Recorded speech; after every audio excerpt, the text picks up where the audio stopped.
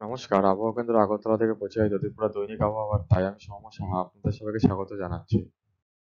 প্রথমে আমরা দেখে নেব গত 24 ঘন্টার জেলাভিত্তিক বৃষ্টিপাত। গত 24 ঘন্টায় ত্রিপুরার সিপাহীজলাতে হালকা বৃষ্টিপাত, ঊনকোটি, খোয়াই ও পশ্চিম জেলায় মাঝারি বৃষ্টিপাত এবং বাকি জেলায় ভারী বৃষ্টিপাত পরিলক্ষিত হয়েছে। গত 24 ঘন্টায় ত্রিপুরাতে বর্ষা অতি সক্রিয় ছিল।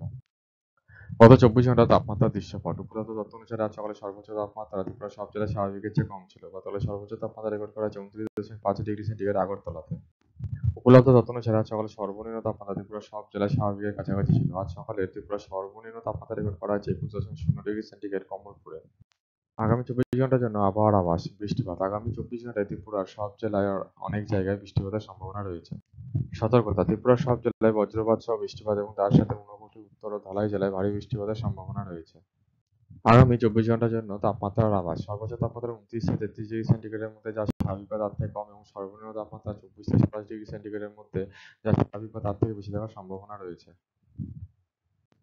আমাদের পরবর্তী দৈনিক আবহাওয়া বার্তা প্রচারিত হবে আগামীকাল অর্থাৎ 3রা জুলাই 2024। ধন্যবাদ।